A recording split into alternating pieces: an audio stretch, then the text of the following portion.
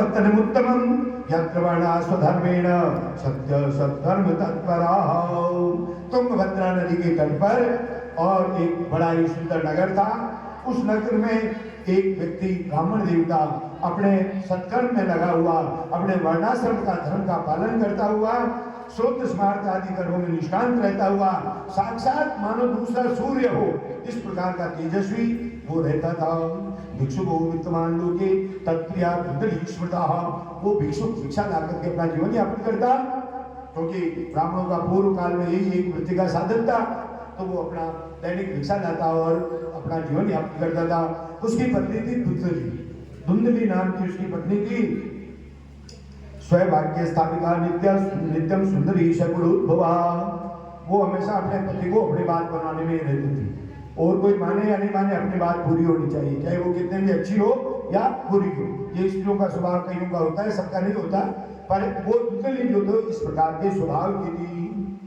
लोक वार्ता ताक्रोदा प्रायशो जन्मिका सूरा जगत देशो कृपणा कलह प्रिया, वो लोक वार्ता में रत रहती थी, सांसारिक बातों से उसका लगाव था। विद्वान पंडित जी अपने कार्य में व्यस्त थे और वो जो है लोक वार्ता में लगी रहती थी, बहुत बोलने वाली थी। सूर गृह कार्य करते शु घर के कार्य करती थी, कृपण थी, कलह प्रिया, उसको लड़ाई झगड़ा ही प्रिय था। इस प्रकार वो दोनों दंपति पति पत्नी रह रहे थे और अपने धर्म अर्थ काम को कर रहे थे, सब सुख उनके घर में थे। पश्चात धर्मा समारता ताभ्यम संतान ही कभी वो भीड़ निवासा धीरे पूरी, लेकिन उनके कोई संतान नहीं थी।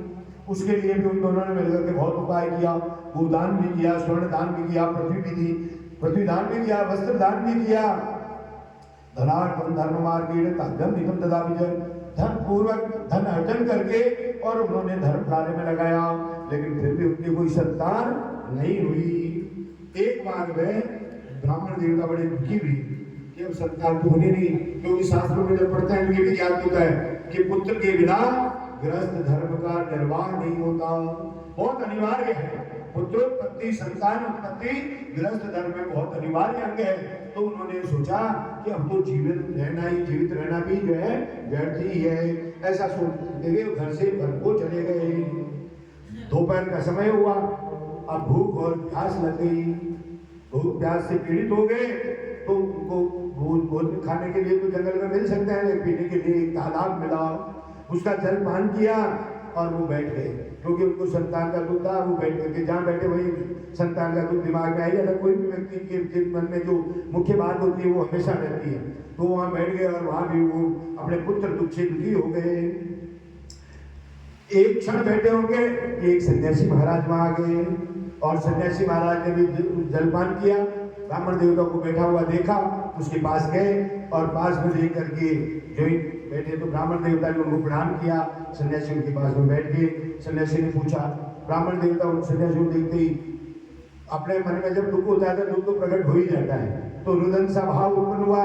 तो उन्होंने पूछा, कथम रोदसी पुत्रम तुम खाती चिंता बनी जैसी, हे ब्राह्मण देवता आप इतने दुखी क्यों हैं, रुदन क्यों हो रहा है आपको, आपके मन में क्या चलता है, बताओ तो सही, मैं आपको कुछ सहायता कर सकता हूँ।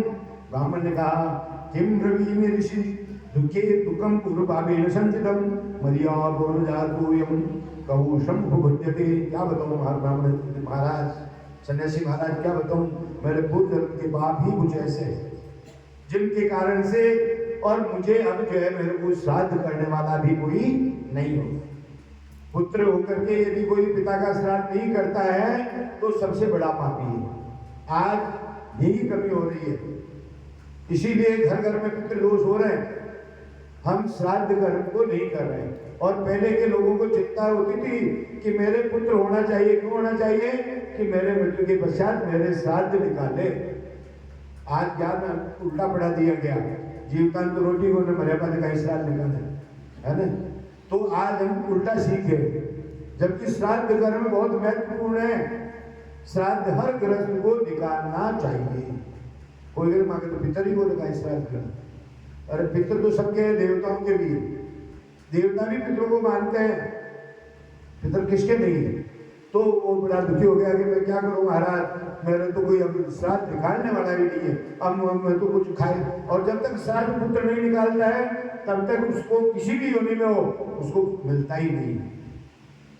मदत्तम नहीं विनंती प्रीत्या देवा द्विजादय प्रजा दुखेन शून्योहम प्राणाम त्यक्तव्यागत। और जिसके संतान नहीं होती वो यदि किसी प्रकार का कोई दान करता है तो उसका दिया हुआ देवता भी नहीं लेते, पितर भी नहीं लेते और कोई अतिथि भी नहीं लेता।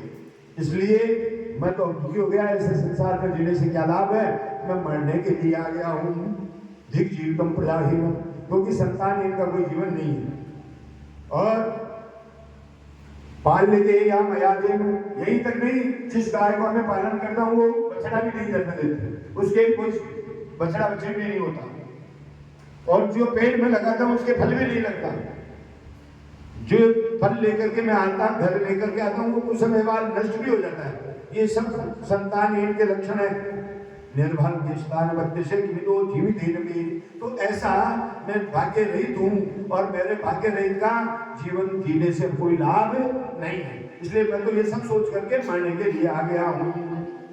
ऐसा कहकर के वो बड़ा दुख से पीड़ित हो गया और करुणा से युक्त हो गया। तद भालाक्षर माला जब आए योगी महाराज से कहा, आप कोई जानते हो तो बताओ। यदि जी ने उनके ललाट पत्रिका को देखा योग दर्शन से और कहा, बड़े यदि ने कहा, मुंचा ज्ञानम प्रजारूपम बलिष्ठा कर्मणो गति विवेकम तु समासाद्य त्यज संसार वासना। यदि महाराज ने देख करके कहा, अरे हे विप्रदेवता, ये जो प्रजा संतान का अज्ञान तुमने पाल रखा है इसको छोड़ो, संभव नहीं है, क्योंकि कर्म की गति बलवान होती है। तुम कह रहे हो ना पूर्व जन्म के पाप है, तो कर्म की गति बलवान है, तुम्हें विवेक से काम करना चाहिए। मैंने तेरा प्रारब्ध देख लिया और सप्त जन्मावधि तव पुत्रो नहीं बचे नहीं बचे। सब तू एक जन्म की बात करता है, तेरे यहाँ तो 7 जन्म तक पुत्र नहीं है, मैंने देख लिया है। तू एक जन्म के लिए दुखी होकर के आ गया, ऐसे तो तुझे 7 जन्म भोगने पड़ेंगे, तुम्हारे पुत्र नहीं है, इसलिए तुम्हें पुत्र की आशा छोड़ देना चाहिए, संन्यास ले लो। संन्यास में हमेशा दुख है, सुखी सुख है। ब्राह्मण ने कहा कि विवेक के न भवेत् किन्मे पुत्रम देहि बलादपि नो चेत् जाम्यहं प्राणास्पदे शोक मोचित है। अब ब्राह्मण देवता ने सोच लिया कि जिस व्यक्ति ने, जिस ऋषि ने मेरे 7 दिन जन्मों के भाग्य को पढ़ लिया, एक जन्म का तो कोई पढ़ ले, इसने, ये तो कितने बड़े तपस्वी हैं, इसने, इन्होंने मेरे 7 जन्म के भाग्य को पढ़ लिया, तो ये तो मेरे को पुत्र भी दे सकते हैं, इतने बलवान है तो ये मेरे पुत्र दे सकते हैं। इसलिए उसने तो हट पकड़ लिया और हट पकड़ करके कहा कि हे महाराज, आप तो मुझे पुत्र दो, 7 जन्म में है या नहीं मैं नहीं जानता, आप मुझे पुत्र चाहिए, और यदि आप नहीं देंगे तो मैं आपके साथ नहीं अपने जो है आत्महत्या कर लूंगा, अपने प्राण त्याग दूंगा। यति ने सोचा ये भूल हुई, भाई अब मेरे साथ में प्राण त्यागेगा।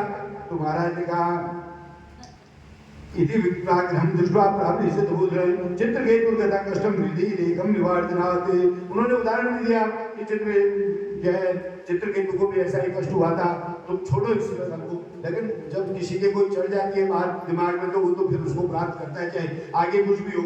न याचिषुं पुत्रात् अत्यधिक अतो अनेन दोषी हर्तन तुम बधामि, तुम्हें हट नहीं करना चाहिए। ऋषि ने बहुत समझाने का कारण किया हो, फिर आखिर जब नहीं माने तो उन्होंने कहा कि ये फल लो, और ये फल लेकर के और तुम अपनी पत्नी को ले जाकर के खिला, तुम्हारे पुत्र हो जाएगा और बड़ा अच्छा सात्विक पुत्र होगा। अब पत्नी का नाम तो आपको पहले बताइए क्या था, धुंधली। पत्नी का नाम क्या था, धुंधली। वो आया और धुंधली को ला करके दिया कि अब आज अपना काम हो गया, अब तू इस फल को खा ले, तेरे जो है ना संतान हो जाएगी। ये एक महात्मा ने मेरे को फल दिया है और जो है इस फल को खाने से मेरे जो है अपने संतान हो जाएगी, ला करके उसको फल दे दिया। धुंधली तो धुंधली थी, वो तो दे करके चले गए। उसने, वो तो बड़ी दुखी हो गई कि मैं ये फल खाऊंगी, मेरे गर्भ हो जाएगा, फिर मैं उधर वृद्धि हो जाएगी, पेट मोटा हो जाएगा, मैं फिर चल भी नहीं पाऊंगी, कभी कोई कष्ट आया और भागने की आवश्यकता होगी तो मैं भाग भी नहीं पाऊंगी, कहीं ऊंची नीची जगह चढ़ना पड़ेगा तो मैं कैसे चढ़ूंगी। और फिर जैसे सुखदेव जी 12 वर्ष तक रह गए थे, वैसे मान लो मेरे घर में रह जाए तो और भी समस्या हो जाएगी। तो मैं तो ये समस्या सहन नहीं कर सकती, ये कष्ट मैं सहन नहीं कर सकती। तो वो इस चिंता में मग्न थी। इतने में उसकी बहन आई और बहन ने कहा कि बताओ। और फिर एक सबसे बड़ी बात ये भी है कि मंदाया मई सर्वसुन नंदा संग रे कदा सत्य जो जाति नियमो दुराराध्य चंद्रशरे। मेरी नंदे आ जाएगी उस समय और नरद आती तो फिर वो मेरे पर ऐसा रहो वैसा रहो, ऐसा करना है वैसा करना है, ये सारी चीजें मुझे है मेरे ऊपर शासन करने लग जाएंगी। और जब इस प्रकार का जो है रुभाव में सहन नहीं कर पाऊंगे, मेरे सत्य सोच आदि जो नियम है वो भी दुराराध्य हो जाएंगे। लालने पालने दुखम सुताया से वर्त दे मंद्या भवा विधवा नारी सुखिन चेत में मति। फिर बच्चे को लालन पालन करने में और जो है और भी मेरे को लिए बहुत बड़ी बात हो जाएगी, क्योंकि गीले में सोना पड़ेगा, सूखे में उसको सुलाना पड़ेगा, बच्चे का लालन पालन आदि करना पड़ेगा। ये कई लोग जो है मेरे ऊपर कई प्रकार के प्रतिबंध लगा देंगे, ये खाना है वो खाना है ये नहीं खाना है।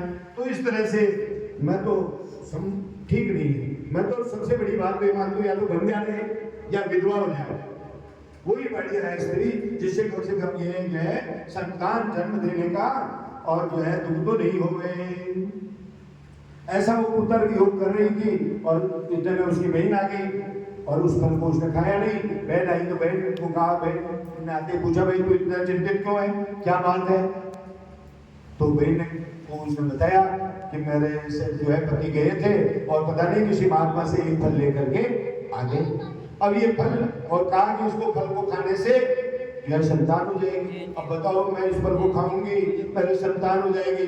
पुराना वही जो बात उसने सोची थी वो सारी उस बहन को बताई कि इस प्रकार से मेरा उदरपति हो जाएगा, मेरे को भागने की आवश्यकता होगी, मैं भाग नहीं पाऊंगी, सारी बातें उसने बताई। तो उसने कहा कि तू चिंता मत कर, मैं गर्भवती हूँ, मेरे संतान होगी, मैं तुझे उसको दे दूंगी। मेरा पति जो है लोभी है, उसको धन दे देना और तो इस पर को मत खा।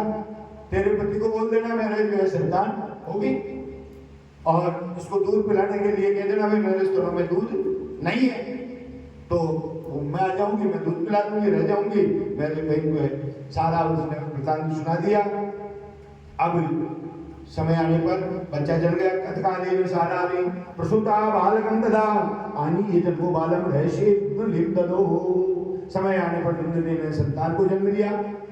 उस फल का क्या हुआ कि उस फल को उसने गाय को खिला दिया ताकि न रहे बांस न बजे बांसुरी। वो फल होता था वो पूछने का फल का क्यों नहीं खाया, क्या बात है, फल रहा नहीं, काम हो गया। अब समय आने पर दुर्योधन ने वो दुर्योधन की बहन ने पुत्र को जन्म दिया। उसने ला करके उसके पति ने और चुपचाप एकांत में दुंदली को दे दिया। तया से खत्म वर्तरे प्रसूत अशुभम लोकस्य सुखोत्पन्नात् आत्मदेव प्रचोदयात्। अब संदेश भिजवा दिया आत्मदेव जी महाराज को कि संतान हो गई है, पुत्र उत्पन्न हो गया। वो प्रसन्न हो गए, उन्होंने पुत्रोत्सव मनाना प्रारंभ कर दिया। दुंदली के पुत्र हो गया। लोगों ने ददोदानंद जातिभ्य जात कर्मं ध्यायतो गीत वादित भुजो भूत तद्वारे मंगलम। अब बहुत से ब्राह्मणों को दान दिया गया, जात कर्म संस्कार किए, नाच गान उस ब्राह्मण आत्म देवता के घर पर होने लगे। मुझे मामा।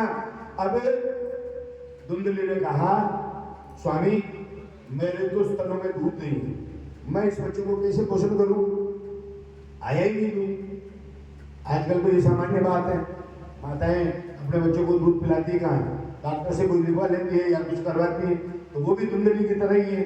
उन्होंने कहा कि भाई मैं दुस्तनों में दूध नहीं, अब क्या किया जाए। तो मेरी बहन के यहाँ उपाय भी खुद ही नहीं बता दिया।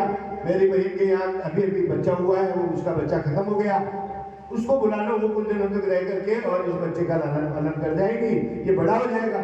आत्मदेव को तो किसी भी प्रकार से संतान चाहिए थी, वो तो हर तरह के समझौते करने के लिए तैयार थे, क्योंकि संतान उनके लिए सबसे बड़ी बात थी। वो तो यज्ञ के सामने ही गिर पड़े थे, मैं तो मर ही जाऊंगा, तुम संतान नहीं दोगे।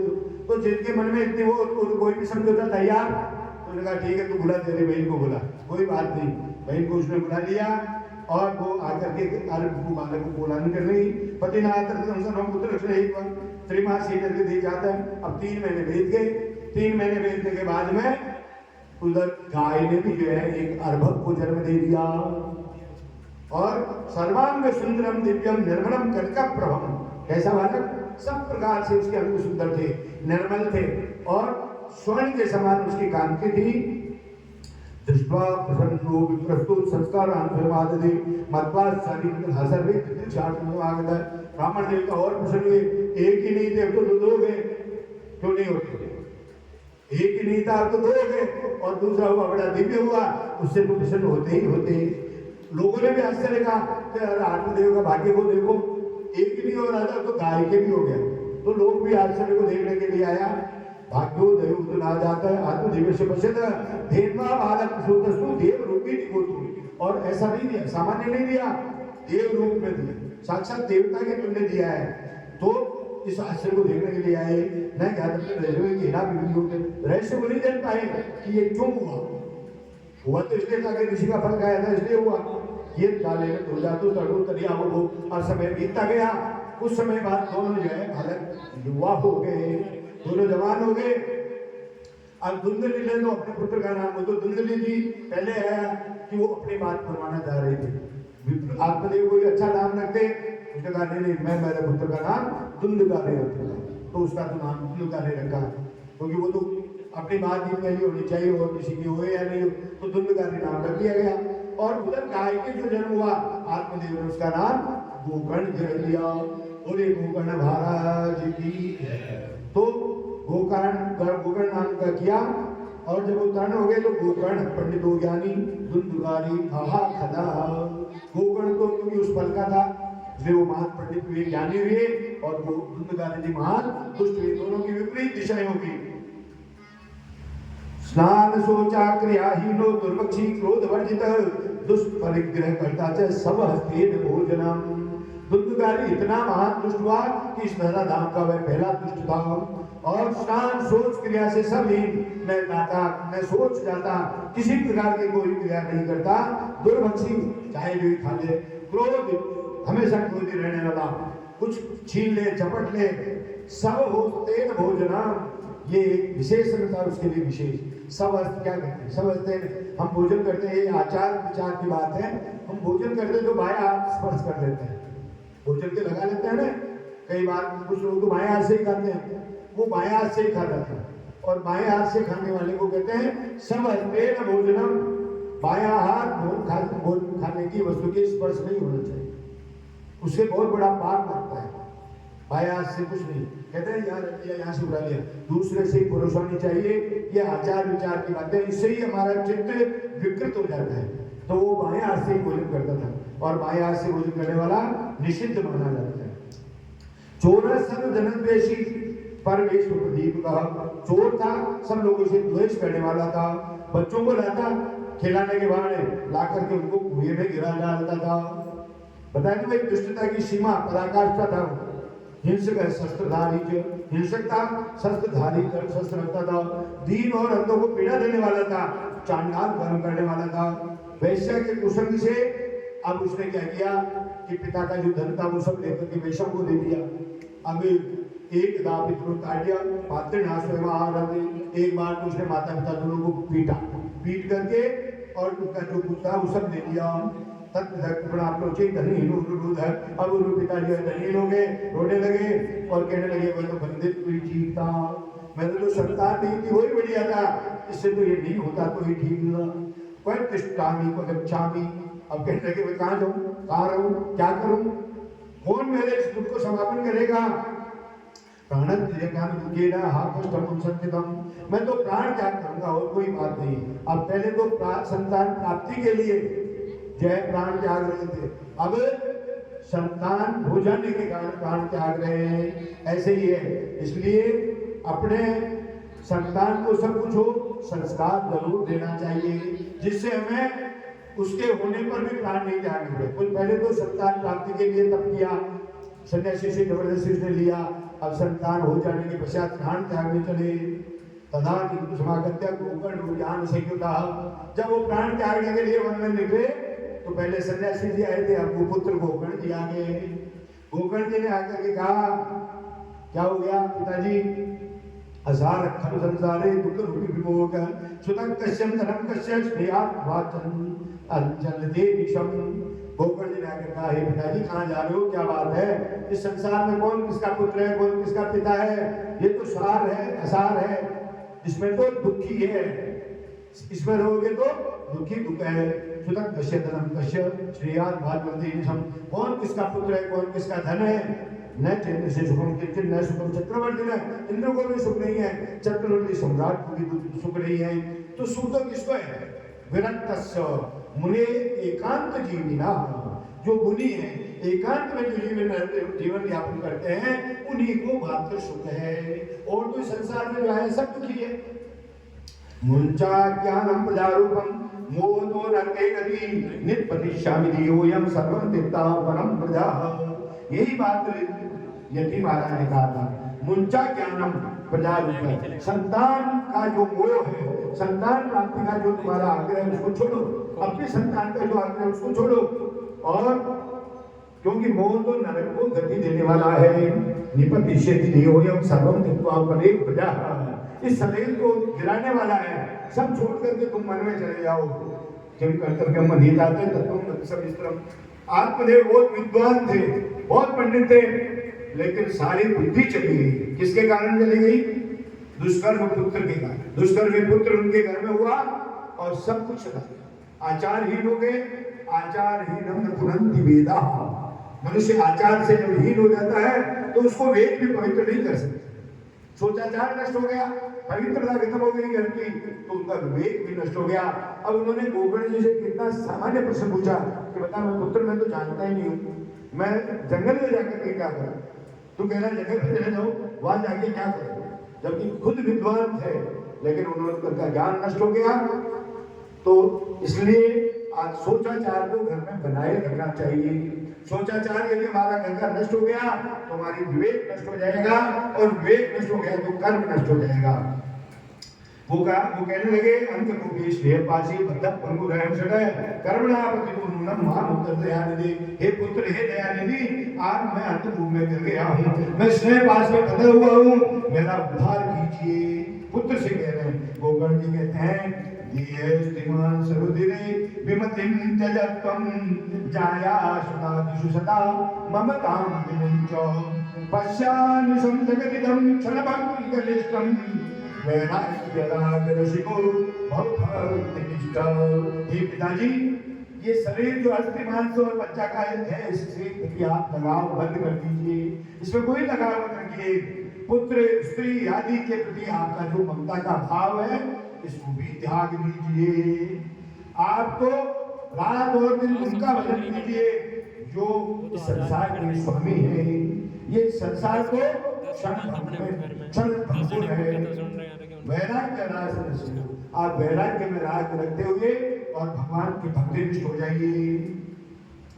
धर्मं भजस्व सततं तदलोक धर्मं सेवस्व साधु पुरुषार्थै काम कृष्णं अन्यस्य देव दोष गुण चिंतनमा सुमुक्त्वं सेवा कथा रसमो नितरां पिबत्वं। और क्या करो, धर्मं भजस्व, धर्म का पालन।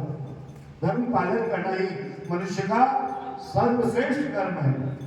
धर्मं भजस्व सततम निरंतर त्यज लोक धर्मान, लौकिक धर्मों का त्याग करके, ये पर मेरे पत्नी है इसका पालन करना है, पुत्र का पालन करना है, पोता है इसको पढ़ाना है, ये सारे लौकिक जो धर्म है गृहस्थ में रहते हुए अपने कार्य को करना चाहिए, लेकिन इनमें संलग्न नहीं होना चाहिए। ये श्लोक, ये गोकर्ण जी महाराज ये उपदेश दे रहे हैं कि आपको इसमें ज्यादा लगना नहीं चाहिए। लोक धर्मों को, लौकिक धर्मों का त्याग करके, और परम धर्म क्या है? परम धर्म है मोक्ष, मुक्ति, उसका पालन करें, उसको चाहें। सेवस्व साधु पुरुषान, वो कैसे मिलेगा? साधु पुरुषान सेवस्व। सत्संग के लिए पहले भी अध्याय में ले आया, सत्संग कीजिए, उससे विवेक उत्पन्न होगा। तो साधु पुरुषान सेवस्व, सज्जन पुरुषों की सेवा करो। जय काम कृष्णा, काम कृष्ण का, इच्छाओं का और लालसा का नहीं। इच्छाएं व्यक्ति में होने की इच्छा नहीं होगी तो भगवत की नहीं होगी।